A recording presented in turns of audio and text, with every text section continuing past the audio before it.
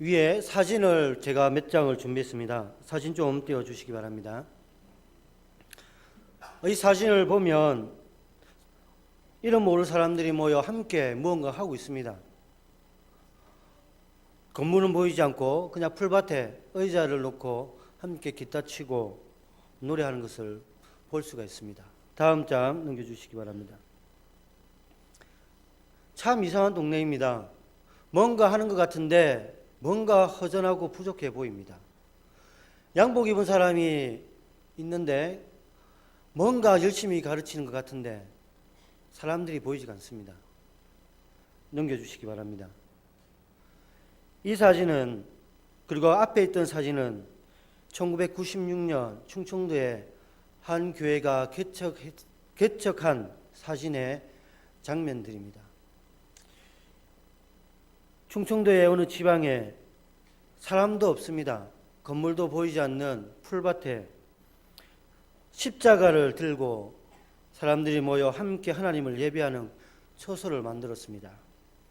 차도 들어가지 못하는 그런 풀밭에 사람들이 모여 하나님을 예배합니다.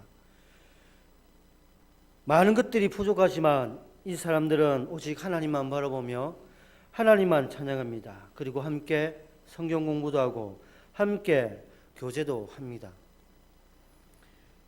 다음 장 넘겨주시기 바랍니다. 그런데 건물이 생겼습니다. 12월 24일 성탄 축하 행사하는 모습입니다. 한 장 더 넘겨주시기 바랍니다. 우리와는 좀 다르게 너무나 부족해 보이는 하우스 안에서 우리 아이들이 찬양하고 있습니다. 너무나 연약해 보입니다. 마지막 한 장 더 넘겨주시기 바랍니다. 바로 이곳이었습니다. 여러분, 만약 이곳에서 여러분이 예배를 드린다고 생각해 보십시오. 어떤 기분이 들겠습니까? 지금 많은 사람들은 교회를 개척하면 개척한 교회를 다니지 않는다고 합니다. 너무나 힘들기 때문에. 물론 힘듭니다. 그러나 정말 중요한 것은 뭐냐면 하나님을 찬양하는 교회 안에는 사람이 모였지만 그 안에 하나님이 계시다는 사실입니다.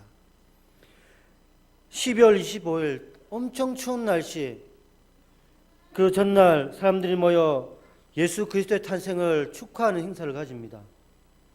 너무너무 춥지만 이들의 얼굴에는 미소가 있습니다. 이들의 얼굴에는 감사가 있고 평안이 있고 하나님의 영광이 있습니다. 왜냐하면 함께 예배드리는 공동체가 있기 때문입니다. 그리고 예수 그리스도와 함께하기 때문입니다.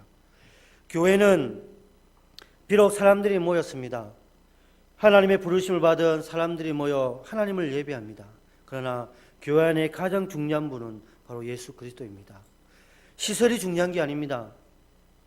환경이 중요한 게 아닙니다. 바로 예수 그리스도 앞에 있는 내 자신이 중요합니다. 내가 하나님과 하나님의 은혜 가운데에 교제하는 그 예배를 통하여 그 교회는 좋은 교회가 될 수가 있다는 것입니다. 우리는 너무나 좋은 환경 속에 살아가고 있습니다. 너무나 많은 것들을 가지고 있습니다. 그러나 앞에 있는 사진을 보면 우리와 너무나 전혀 다른 사람들이 모인 것 같습니다. 그러나 그 사람들 역시 마음속에 하나님이 주신 기쁨과 평안이 있습니다. 왜냐하면 그들도 하나님의 교회이기 때문입니다. 그들도 하나님의 부르심을 받은 그리스도인이기 때문입니다. 교회는, 그리스도인은 적어도 예수 그리스도를 바라보는 사람들입니다. 세상을 바라보지 아니하고 세상의 법을 따르지 아니하고 오직 하나님의 법에 순종하고 오직 하나님의 말씀대로 살아가는 사람들이 그리스도인이고 교회라는 것입니다. 사랑하는 성도 여러분, 우린 지금 여기 앉아 있습니다. 우리도 하나님의 은혜 가운데에 부르심을 받았고 우리도 하나님의 은혜 가운데 그리스도인이 되었습니다. 그리고 우리를 교회라고 부릅니다. 누군가가 우리에게 복음을 전해 주었기에 우리가 예수님을 믿게 되었습니다. 누군가가 우리나라에 복음을 들고 왔습니다. 당시에는 교회도 없습니다. 예수님을 믿는 사람도 보이지가 않습니다. 너무나 가난한 나라, 너무나 미개한 나라, 그 나라에 하나님의 복음을 들고 수많은 선교사님들이 자신의 목숨과 바꾸었습니다. 그리고 그들이 전한 복음이 지금까지 우리에게 전해집니다. 그들이 전한 복음 때문에 우리가 예수님을 믿게 되었고, 그들이 전한 순교의 피가 교회를 세웠습니다. 단순히 이것이 복음을 전하는 것만 그치는 것이 아닙니다. 사도행전 1장 8절의 말씀처럼 하나님의 말씀이 이 땅 가운데에 성취되고 있다는 것입니다. 사도행전 1장 8절을 보면 오직 성령이 너희에게 임하시며 너희가 권능을 받고 예루살렘과 온 유대와 사마리아와 땅 끝까지 이르러 내 증인이 되리라 하시니라. 이렇게 되어 있습니다.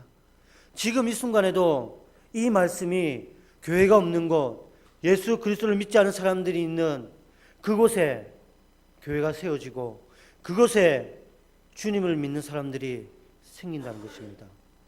하나님의 말씀은, 하나님의 뜻은 지금 이 땅 가운데에 교회를 통해 계속해서 이루어지고 있다는 것을 기억하시기 바랍니다. 오늘 우리가 읽었던 이 본문 말씀도 그러합니다. 사도행전 1장 8절의 말씀처럼 예수님의 말씀을 들고 수많은 사람들이 박해를 피해 이곳 저곳으로 흩어졌습니다. 복음 들고 유대를 벗어나 사마리아, 드디어 수리아 안디옥까지 사람들이 흩어졌습니다. 그런데 이 수리아 안디옥이라는 땅은 이방인의 땅이었습니다. 인구 50만 명이 거주하는 큰 도시였습니다. 당시 로마 제국에서 세 번째로 큰 도시였습니다. 이 안디옥은 지리적인 특성 때문에 수많은 문화가 함께 공존했던 곳입니다. 수많은 인종이 있었고 수많은 사람들, 수많은 문화가 함께 이 안디옥 땅에 있었습니다. 그리고 안디옥 땅에 이르기 전까지 복음은 유대인들에 한해서 전해졌습니다. 디아스포라는 말이 있습니다. 흩어진 유대인들. 이들에게 사람들은 이 흩어진 유대인들에게만 복음을 전했습니다. 그런데 오늘 우리가 읽었던 말씀 가운데는 안디옥 땅에 있는 헬라인들에게도 복음이 전해지기 시작합니다. 역사학자들에 의하면 이 수리아 땅에 복음이 전해진다는 것은 아주 혁신적인 일이라고 합니다. 그것도 이방인들이 복음을 듣게 되고 예수님을 믿게 되는 것은 아주 혁신적인 일이라고 합니다. 왜냐하면 그 땅에는 온갖 난무한 가치관이 가득했습니다. 이방인들은 그 작은 이스라엘 종교를 신뢰하지 않았습니다. 그런데 그들의 땅에 복음이 전해지고 그들의 땅에 교회가 세워집니다. 너무나 놀라운 사실은 그 안디옥 땅이 이방인 선교의 전초 기지가 됩니다. 얼마 지나지 않아 이 안디옥 땅에는 수많은 이방인 선교를 하는 사람들을 돕고 협력하는 놀라운 교회들이 생깁니다. 수많은 그리스도인들이 안디옥 땅에 많이 생기기 시작한다는 말입니다. 성경은 우리에게 말씀하시기를 이 모든 것들이 하나님의 은혜라는 것을 가르치고 있습니다. 본문 21절을 보면 수많은 사람들이 믿고 주께로 돌아왔다고 합니다. 이처럼 수많은 사람들이 예수님을 믿고 교회가 설립되고 주의 능력에 힘입어 하나님의 나라가 확장되어 갑니다. 21절에 보면 주의 손이 그들과 함께 하심에 나오는 말이 나옵니다.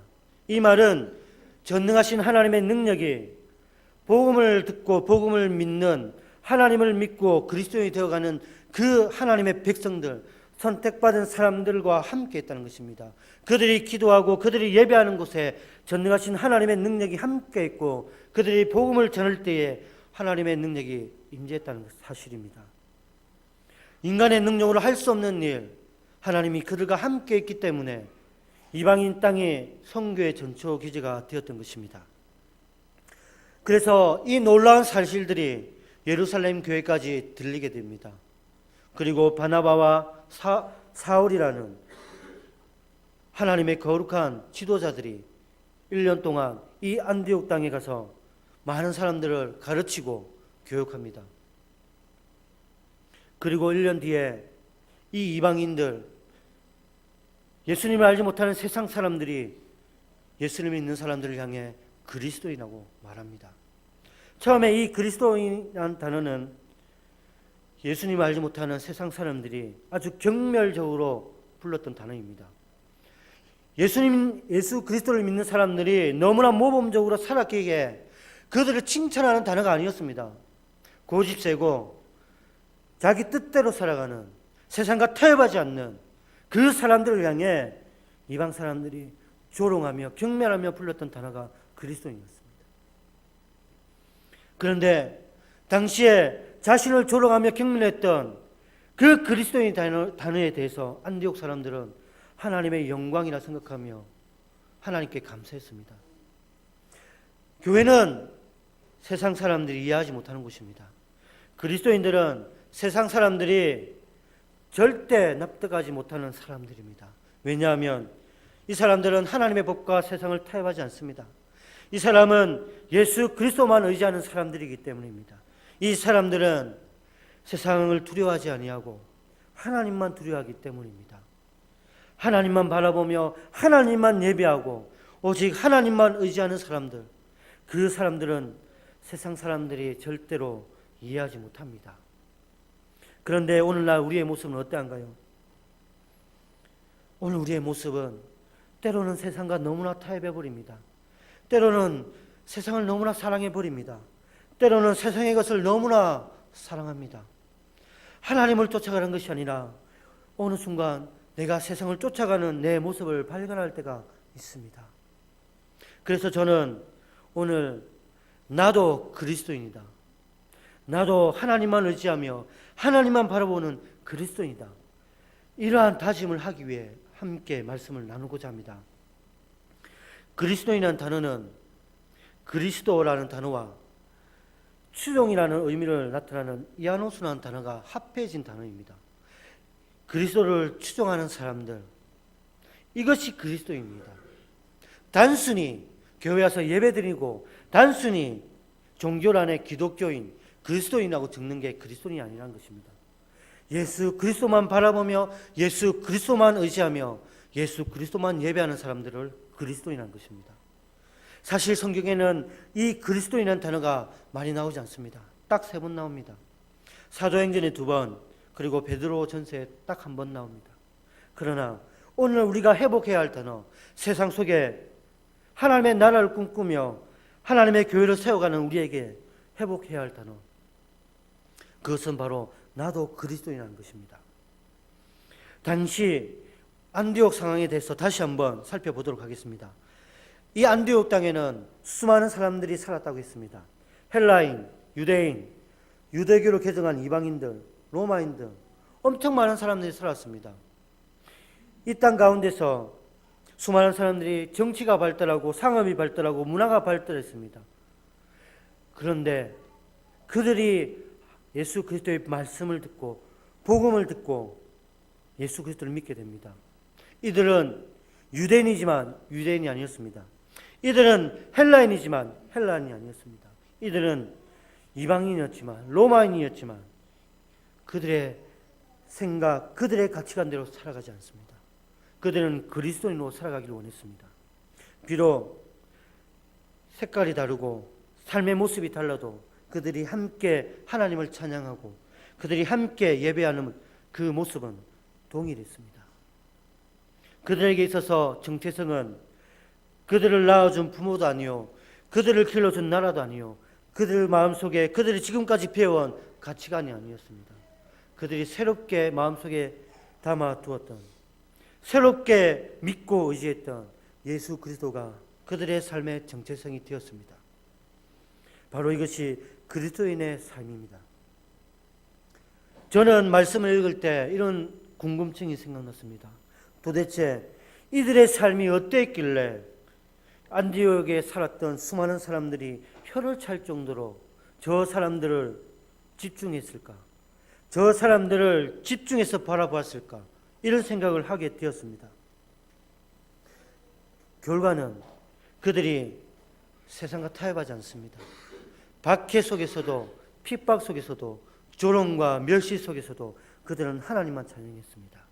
그들이 고통 가운데서도 감사함으로 찬양했고, 그들이 힘들고 어려운 길을 걸어갈 때에도 좁은 길을 마다하지 않았습니다. 그래서 세상 사람들은 그들에게 집중할 수밖에 없었습니다. 왜냐하면 그들과 살아가는 방식이 너무나 달랐기 때문입니다. 그들과 생각하는 것들이 너무나 달랐기 때문입니다. 똑같이 세상 속에 살아가지만 그들 마음속에는 변치 않는 예수 그리스도의 마음이 가득했기 때문입니다. 이들을 위해 바나바와 바울은 1년 동안 집중적으로 교육했습니다. 양육했습니다.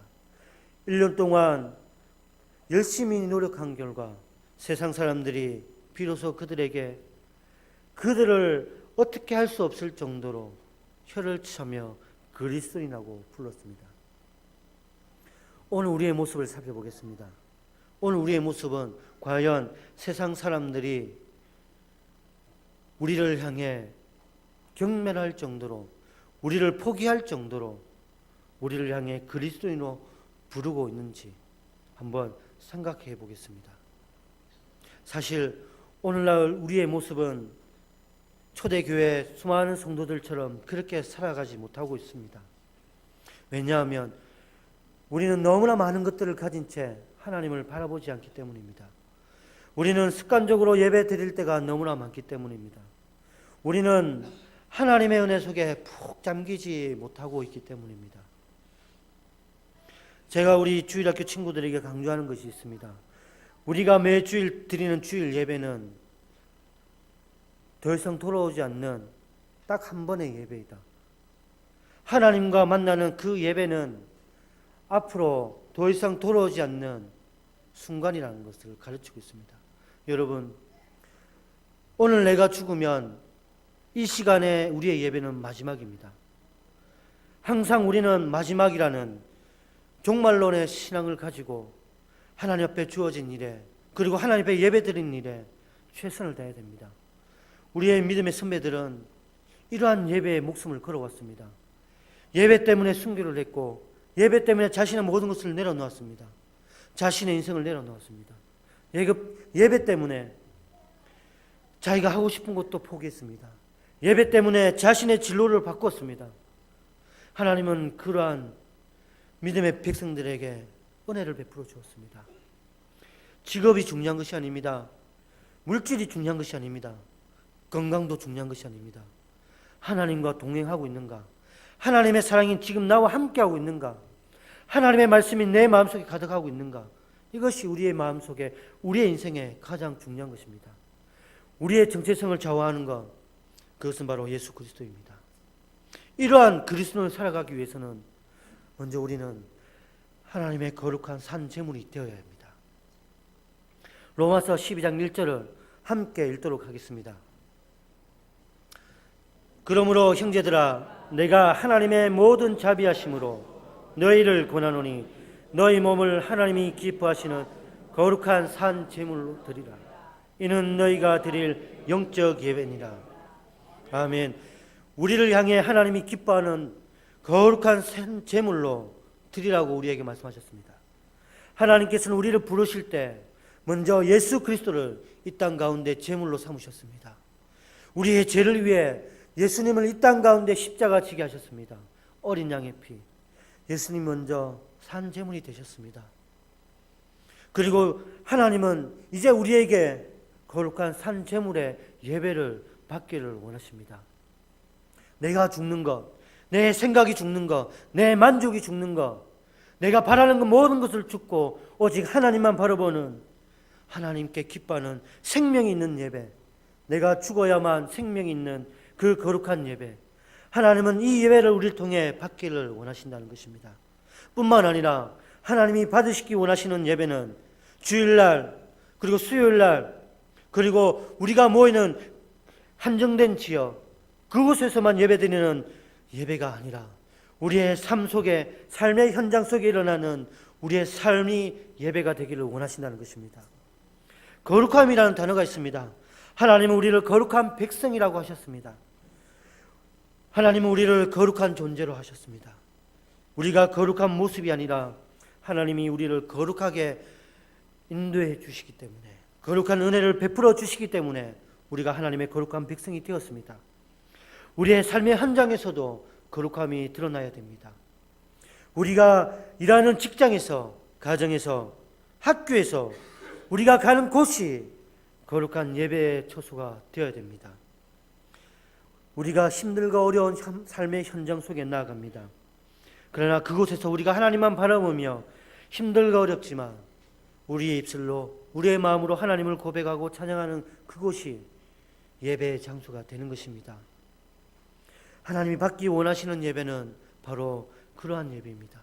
내가 죽어 예수만 있는 예배, 내가 죽어 예수의 말씀만 있는 예배, 내가 죽어 예수의 거룩한 은혜만 가득한 예배가 하나님이 기뻐하는 예배임을 기억하시기 바랍니다. 그러기에 우리는 예배에 목숨을 걸어야 합니다. 하나님께서는 우리가 예배 드릴 때 우리를 죄악해 자유케 하십니다. 우리를 치유하시고 회복케 하십니다. 우리의 근심 걱정 다 하나님께서 우리에게 평안으로 대신해서 은혜를 베풀어 주십니다. 뿐만 아니라 우리가 예배를 드릴 때 하나님께서 놀라운 임재의 역사를 경험케 하십니다. 때문에 우리는 그리스도 안에서 예배의 사람이 되어야 합니다. 우리의 삶이 예배의 삶, 우리의 삶이 하나님의 거룩한 예배로 올려드리는 삶이 되어야 됩니다. 믿음으로 하나님 앞에 나아가는 믿음의 백성들이 여러분이 되고 저가 되고 우리의 자녀가 되어 우리가 가는 곳이 하나님의 나라가 되기를 간절히 소원합니다. 우리는 부산 시민으로, 대한민국 국민으로 살아갑니다. 그리고 누구누구의 자녀로, 누구누구의 부모로 살아갑니다. 그러나 우선시 되어야 할 것은 우리는 하나님의 자녀라는 것을 기억하시기 바랍니다. 우리는 하나님의 부르심을 받은 교회라는 것을 기억하시기 바랍니다. 하나님은 우리를 거룩한 예배자로 불러주셨습니다. 거룩한 예배자로 살아가기 위해서는 먼저 우리가 하나님의 온전한 뜻이 무엇인지, 하나님이 기뻐하시는 일이 무엇인지 알아야 합니다. 로마서 12장 2절을 보겠습니다. 너희는 이 세대를 본받지 말고 오직 마음을 새롭게 함으로 변화를 받아 하나님의 선하시고 기뻐하시고 온전한 뜻이 무엇인지 분별하도록 하라. 예배자는 이 세상을 따라가는 사람이 아닙니다. 이 세상의 영향력을 받는 사람이 아닙니다. 이 세대를 본받지 않는 하나님께만 쫓아가고 하나님의 말씀을 의지하는 사람들입니다. 이 세대는 이기주의입니다. 이 세대를 쫓아가면 죄를 짓게 됩니다. 이 세대를 본받게 되면 사망이고 멸망밖에 없습니다. 그렇기에 우리는 이 세대를 본받지 말고 오직 하나님이 우리를 인도하시는 좁은 문으로 걸어가야 합니다. 그 문이 힘들고 어렵지라도 주와 동행하면 그 문 속에서는 하나님이 기쁨을 누릴 수 있고 하나님이 주시는 평안을 누릴 수가 있습니다. 우리가 이 세대를 본받지 않고 하나님의 길을 쫓아가기 위해서 우리 스스로는 아무것도 할 수가 없습니다. 우리 스스로는 하나님의 선하시고 기뻐하시고 온전한 뜻이 무엇인지 분별할 수가 없다는 것입니다. 적어도 우리에게 주신 이 계시된 말씀을 읽어야 합니다. 이 말씀을 통해 하나님의 뜻을 깨달을 수가 있습니다. 예배를 통해, 기도를 통해, 성령 하나님을 통해 우리는 하나님의 뜻을 알 수가 있습니다. 우리 스스로 하나님의 뜻을 알기 위해서는 실수와 때로는 죄를 지을 수가 있음을 우리는 너무나 잘 알고 있습니다. 그렇기에 우리는 오직 하나님을 쫓아갈 때 믿음만 가지고 쫓아가야 됩니다. 내 생각, 내가 배운 가치관, 내가 배웠던 지식이 아니라 내게 주시는 하나님의 은혜를 절대적으로 믿고 신뢰하며 믿음으로 하나님 앞에 나가야 합니다. 우리가 아무리 하나님을 위해서 많은 일을 했다 하더라도 믿음이 없으면 하나님이 기뻐하지 않는 데 있습니다. 히브리서 11장 6절을 보면 믿음이 없으면 하나님을 기쁘시게 할 수가 없댔습니다. 우리가 목회자로, 교사로, 여러 직분자로 교회를 섬깁니다. 이웃을 사랑하며 열심히 봉사합니다. 그러나 그 안에 하나님을 향한 그 크신 믿음과 사랑이 없으면 하나님 기뻐하지 않는다는 사실입니다. 결과가 중요한 것이 아닙니다. 내가 내 마음속에 믿음으로 이 일을 하고 있는지, 내 마음속에 하나님께 대한 사랑으로 이 일을 하고 있는지 하나님 그걸 보고 계신다는 것입니다. 결과는 하나님이 책임지십니다. 초대교회 우리 수많은 선교사님들이 순교를 했습니다. 토마스 선교사님은 제대로 복음을 전하지 못했습니다. 많은 사람들이 이 선교사님의 사역이 실패했다고 말하지 않습니다. 많은 사람들에게 복음을 전하지 못했고 예수 그리스도를 믿으세요라고 말하지도 못했던 이 영국의 선교사, 이 젊은 토마스 선교사를 향해 저 선교사는 실패한 선교사야 라고 말하지 않습니다. 왠지 아십니까? 그들은 대동강 땅에 내려오자 얼마 지나지 않아 순교를 했습니다. 처음에는 열매가 보이지 않습니다. 처음에는 그가 한 행적들이 아무도 알아주지 않았습니다. 그러나 하나님께서는 그 젊은 영국 선교사의 순교를 통해 수많은 사람들이 그리스도로 돌아오게 했습니다.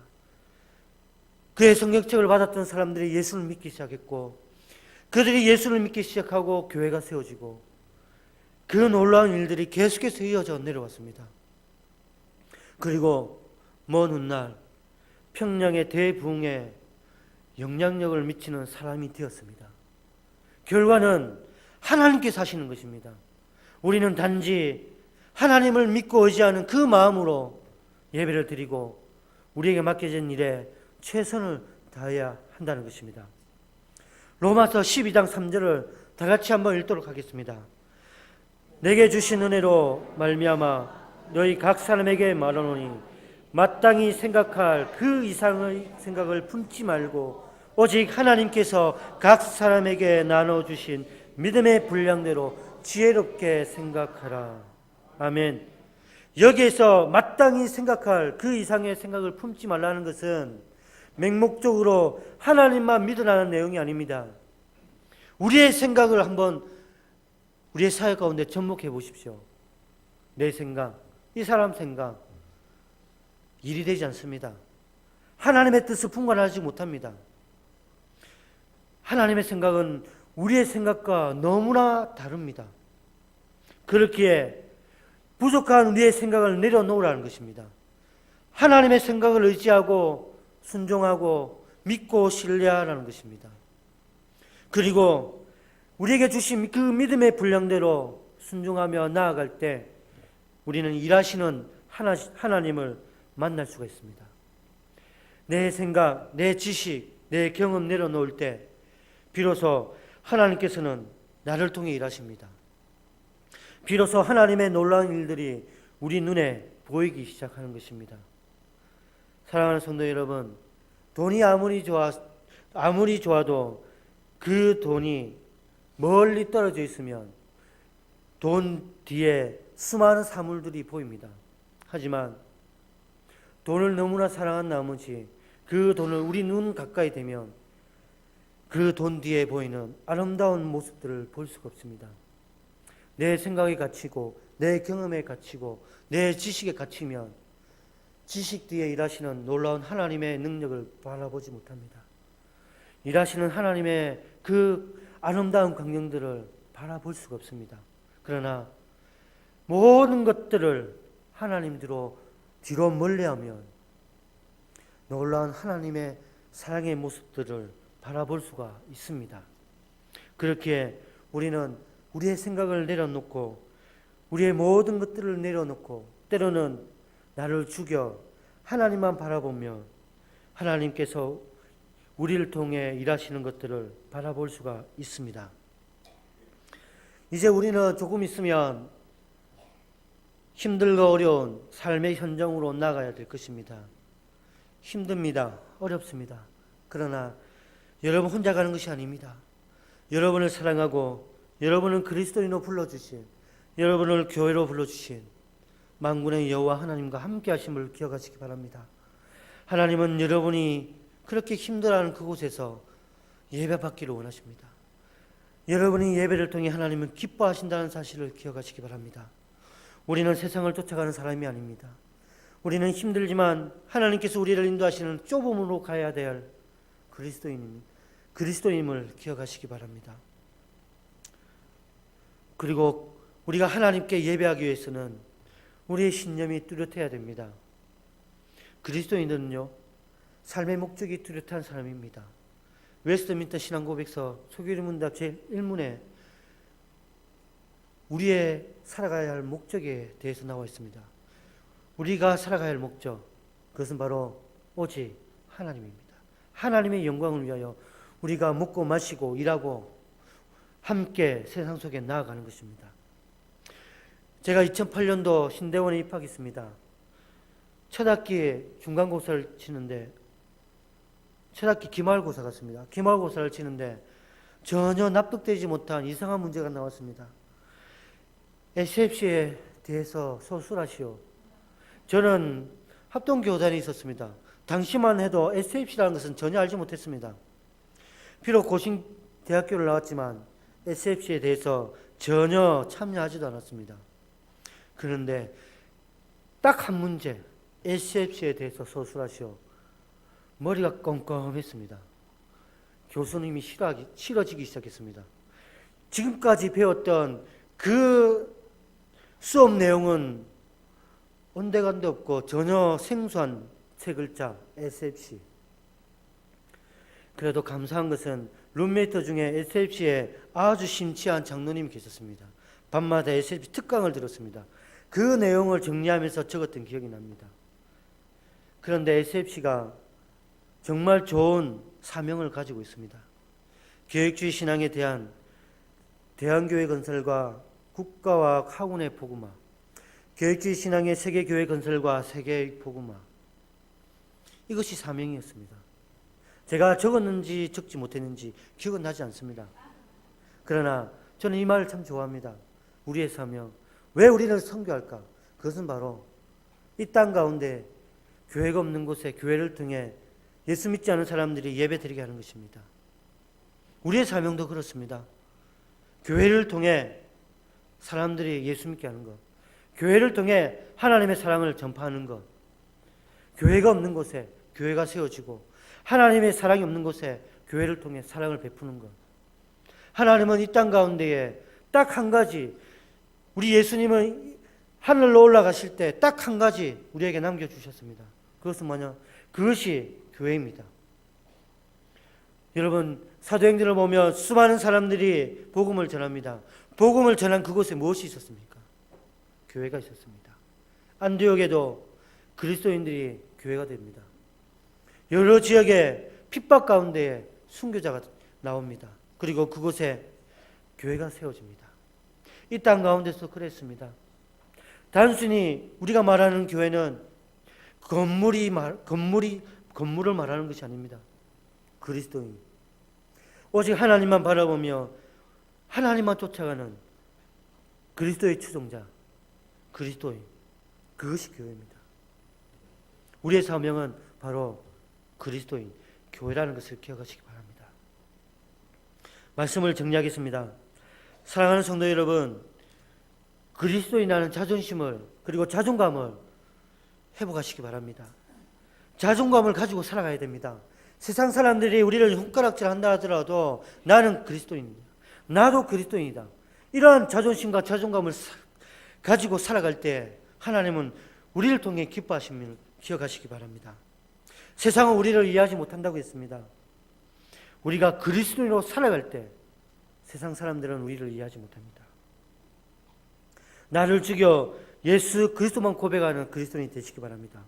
힘들어도 감사하며 주와 함께 좁은 길을 걸어가기 원하는 그리스도인이 되시기를 바랍니다. 적어도 세상 속에 나아가 하나님을 모른 채 하는 그런 사람이 되지 않도록 노력하는 그리스도인이 되기 원합니다. 저는 사람을 잘 알지 못합니다. 길거리에 가면 이 사람이 저 사람이 맞는지 잘 알지 못합니다. 제가 중학교 시절 갔습니다. 버스를 타고 뒷좌석에 앉았습니다. 그런데 한 아주머니가 탑니다. 어디서 많이 본 분 같아요. 저분이 우리 어머니인가? 헷갈리기 시작합니다. 계속해서 쳐다봤습니다. 저는 저희 집이 버스 종점이었습니다. 그래서 버스 종점까지 계속해서 그분을 찾아봤습니다. 그런데 그분이 중간에 내리지 않아요. 우리 어머니 같은데. 나중에 버스 종점에서 그 아주머니가 내렸습니다. 그리고 내릴 때 그 아주머니가 영훈아 이렇게 저를 불러주시는 겁니다. 그때서야 저희 어머니구나 제가 알았습니다. 적어도 이러한 자녀가 되지 않도록 여러분 생각은 얼마나 어처구니 없겠습니까? 저는 이러한 실수를 많이 합니다. 정말 친하다고 생각해가지고 막 머리를 때렸습니다. 그런데 친구가 아니었습니다. 제 선배였습니다. 그리고 엄청 혼난 적도 있습니다. 여러분, 하나님은 세상 속에 우리를 기억하십니다. 내 아들이라고, 내 사랑하는 아들이라고 기억하십니다. 우리 역시도 세상 속에 나아가 하나님을 모르지 하지 않는, 하나님의 자녀답게 살아가는, 자존심 있는, 자존감 있는 그리스도인으로 살아갑시다. 여러분, 매일 고백하십시오. 나도 그리스도인이다. 나도 세상 사람들이 감당하지 못하는 그리스도인이다. 매일매일 고백하면서 세상 속에 나아가십시오. 그리하면 하나님의 놀라운 사랑과 능력이 여러분과 함께 하실 것입니다.